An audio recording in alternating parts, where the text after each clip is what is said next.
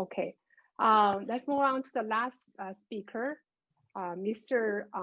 Fussel, Damian Fussel. He has nearly a decade experience managing political campaigns all across the California and experience in the government and private nonprofit sectors. Damon worked in the California State Legislature under sector tax gains and as a policy advocate for organizations such as a Building Industry Association, the Harvard Jarvis, Taxpayers Association. Damon has worked on political campaigns ranging throughout Northern California, parts of the coastline in San Luis Obispo County, Central California counties, and Southern California Orange County, as well, and many statewide political campaigns. He will share with us about the campaign strategy of No on Proposition 16. Let's welcome Mr. Damian Fussel. Thank you so much, Melissa. I really appreciate that introduction. Said my name perfectly. Everybody says it wrong. So thank you so much, Melissa. And thank you so much, everybody, for having me tonight. I know it's a Saturday and you guys could be spending it anyway, but you guys are here to hear such an important issue, a paramount issue. Everybody says that the current election is the most important one, but there was a lot happening in this election. And not to sound too cliche, but in a lot of ways, this is literally the most important election, and factually is the most important election of the decade because it's the first one. So I appreciate everybody for being here. Thank you once again, Melissa, for moderating. Thank you, Linda, for helping facilitate everything. I know that can be a pain sometimes. So I really appreciate all that you did. I want to introduce myself. As stated, my name is Damian Fussel. I'm the State Director for Californians for Equal Rights, the No on Proposition 16 campaign. And Winyuan is my colleague, and we work in tandem to make sure that we win this thing. I have a PowerPoint, and I'm going to share my screen, and hopefully that works. It should. So bear with me, sorry. So this is a campaign update, as stated. The No on Proposition 16, Californians for Equal Rights, also called CFER in short. There's a little bit of introduction. There's my contact information. If anyone would like to get involved or help out, please feel free to reach out to me. As stated, Damian Fussel, State Director. My email is on there. It's basically my name.fussel@californiansforequalrights.org. I'll put this in the chat as well, and I think Linda has it as well if anybody needs it. There's my personal number. Please feel free to call me. I realize this is streamed on YouTube, so hopefully I don't get any crazy calls, but I know I won't. So please feel free to reach out to me. Also, there's our website, noprop16.info. So this call or this Zoom meeting is mostly about a general update on what's going on in the campaign, what we've done, how you guys can be engaged in helping out. So there's a lot of things that we're working on. One of the main jobs that I have is coordinating with the whole state, whether it be volunteers or other staff, and making sure there's a lot of things that get done. And a lot of this stuff is very paramount to success. We've heard a lot of stories and a lot of examples and a lot of data on why it is so crucial to defeat Proposition 16. And here's some of the tools that we're employing, and hopefully some of the tools that we can ask some of you guys to help out with as well. Just give a brief summary of these. So yard signs, right? So every campaign has yard signs. They're a fantastic way to show your support. We have an unprecedented amount of yard signs. As stated in my introduction, I've done several statewide campaigns, and we have been quite successful in getting out tens of thousands of signs. So if anybody wants a yard sign, please sign up for one. I'll go a little bit more detail on that later. Letters to the editor. This is a great way to get our message across. If you guys are willing, please reach out to me and we'll get you set up to write a letter to your local paper. It really carries a lot of weight to the readers if they see somebody local in their area that says, hey, this is why I'm against Proposition 16. It's one of the many nails into the coffin that we hope to put into Proposition 16 to help us defeat Proposition 16. Fundraising. This is something that we're going to go into a little bit more detail later on. It's an interesting topic in the fact that the yes side has so much money, but what we have is we have thousands and tens of thousands of donors. They have a few donors, but they're all big donors, but ours are those $100, those $50. And that is very, very impressive. but the sad truth is that they still have more money than us. So we always need funds. But I think it is very important to point out that even though we have about a 1 to 12 or a 1 to 13 ratio of funds, we have way more donors. But we still have to have the physical dollars to make sure that we can implement such things, such as purchasing yard signs or some of the other things that I'll be mentioning later on. Polling. So polling is looking great for us. About 2 weeks ago, there was an independent, very reputable group, PPIC, did a poll, which I'll go into a little bit more detail, but it was very encouraging. It demonstrated that the people of California are not for Proposition 16, that at that snapshot in time, that if the election was held that day, they would vote fairly overwhelmingly against Proposition 16. This is fantastic news for us, obviously, because we always want to be winning. We're up about 17 points, which is incredible. The downside to this, which I'll go into a little bit more detail, is the fact that the yes side has so much money.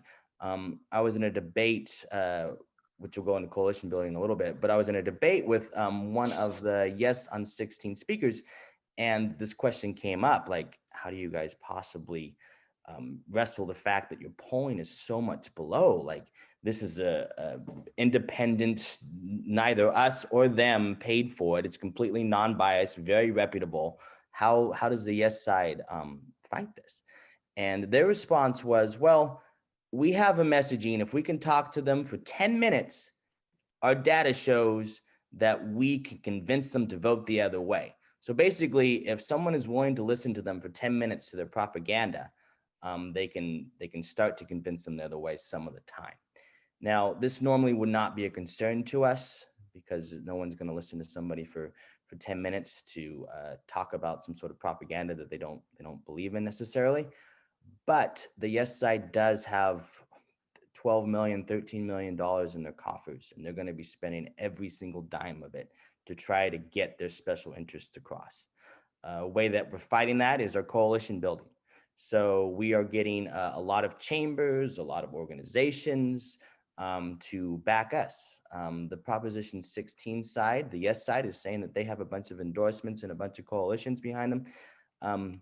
They have a few, sure, and so do we.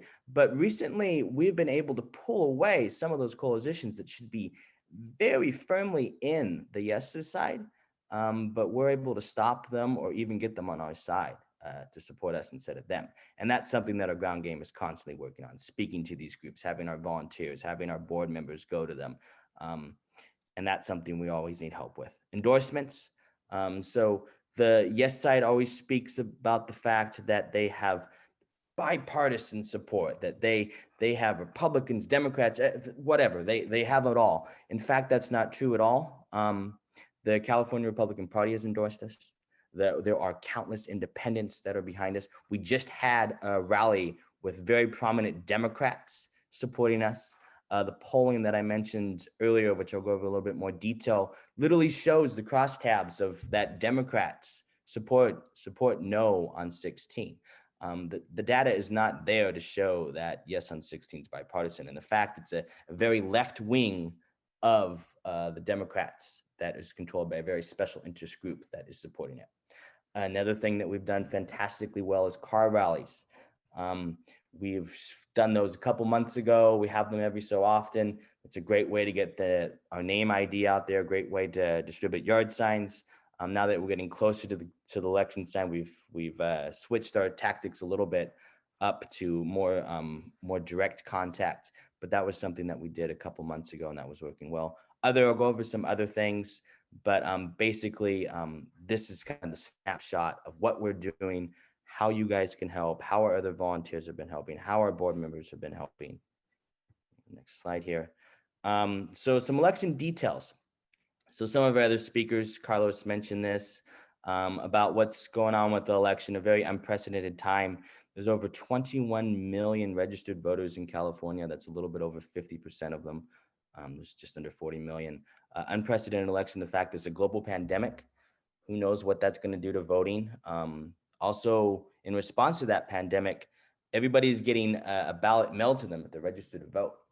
Now, this experts are saying that this will increase turnout because people won't have to go to the polls. They won't have to They won't have to drive. They won't have to even think about it. They'll literally get a ballot at their house, regardless if they requested one or not.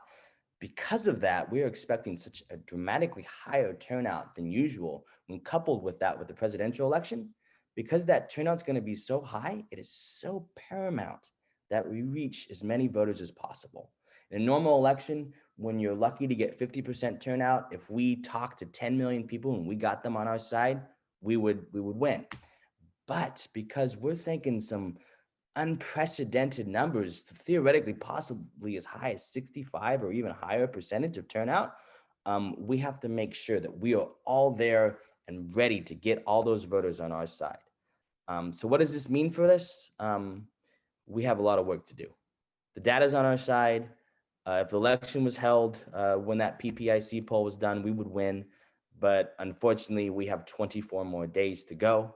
A lot can happen in 24 days, but we have to hold the line. And I implore all of you and all of your friends and all of your family, please help us defeat Proposition 16. Some of the strengths and weaknesses, it's always good to know those when we go into a fight, right?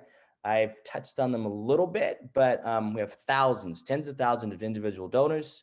Our weakness is we have substantially less money, about a 12 to 13 to 1 ratio. Strong group of volunteers. So that list of a dozen things or so that we did and we constantly are building upon, that would not be possible without our volunteer efforts. Weak side is they have a large group of paid staffers. Something very important about that, though, is that volunteers are super passionate about something. They're going to sign up to help out. The staffers for the yes side, they're just getting paid by special interests. They're not going to be here at a what time is it? An 8 o'clock meeting on a Saturday. They're not going to care. Someone like Winyu and myself, the many volunteers here, they will show up in an 8 o'clock meeting because we care and we have to defeat this. And all of you that are on here know that as well. We have a winning message. That PPIC poll showed that. The yes side has money to spend on their message. They literally spent nearly $500,000 to try to find some sort of messaging that would work. It's somewhat comical, really. So typically you spend about $30,000 to, it can range, of course, but typically around $30,000 to $50,000 on some sort of messaging strategy. They, at minimum, probably did like 10 different studies just to find out what would work. So they would go and say, does this work with voters? No. All right, let's try another one. Does this work? Does this work? Because nothing really is working. So they literally did it at least 10 times to try to figure out what would work. As I stated earlier, data says we win. Data is constantly changing depending on the propaganda that the yes side says. So we have to make sure that we continue telling the people the truth. Stated earlier, donors, we know what we have. What do they have? Special interest money. So I've touched on the fact that we have thousands and thousands of small donations. They have a couple people. The Netflix, the wife of the owner of Netflix, has donated some money. We also see Facebook's wife, the Mark Zuckerberg's wife, Karen Zuckerberg, is also donating money. Special interests such as PG&E, Kaiser. Those are the types of groups that are behind this, not individuals. So that's something that we have to combat. As stated earlier, strong group of volunteers. This was at a rally in Irvine about a month ago. You can see how many people show up for this sort of thing. The yes side is not doing this. They do not have that type of support. So this is very encouraging for us. Here's the polling data. I want to touch on it a little bit. So you can see 15, ignore 15. It just happened to be on the same grid, so I had to screenshot it. But 16 right here, we see, 16 right here, we see if the election was held that day, 31% would vote yes, 47 would vote no, which is us, and 22 don't know, which means that this basically has to break 1 to 7 odds against us, which doesn't usually happen. But at the same time, usually we're not going against somebody with $13 million more than us. So it's very encouraging, but we need to make sure that we hold our own. Something interesting, now that it's here, Proposition 15 is a very Republican-focused proposition. It certainly isn't just Republican, but it's kind of the poster child for Republicans. So if we see the 51% here, that actually is not good for them. That's the yes side. But if we see on ours, we are actually getting a lot of Democrats and no party preference. And we can actually see it on the next slide right here. So we kind of break it down. We see that 27% of Democrats are actually on no, and not even half of them are on yes, which is very encouraging. Republicans are pretty much in the bag for us. They only have 9%, 72 is with us, 20 don't know. Most of those will go our way. Independents will probably split evenly, if not more so our way. Location, certainly interesting to look at. But we see that that is a good sign for us. Next, something that I need all you guys to help out with. There's many things. You guys saw that, those 12 points. If you guys want a yard sign, here's what the beautiful thing looks like. It was helped designed by our volunteers, and we would love to get you guys one. I will put the link in the chat after I'm done speaking, but please sign up for a yard sign. Like us on Facebook. This is our Facebook page, Californians for Equal Rights. You hit the little liked button. Yours will not show liked if you haven't liked it yet, but basically click that. Please do that. It's Californians for Equal Rights. There's the handle right there. And finally, in conclusion, we need your help to get us across the finish line. Please sign up, please help. And I'm happy to take any questions, and I'm gonna share all those things that I mentioned. And once again, thank you, Melissa. Thank you, Carlos. Thank you, Ling Ling. Thank you, Wen Yuen. And thank you, Linda, and thank you everybody that's on here for helping out or speaking or having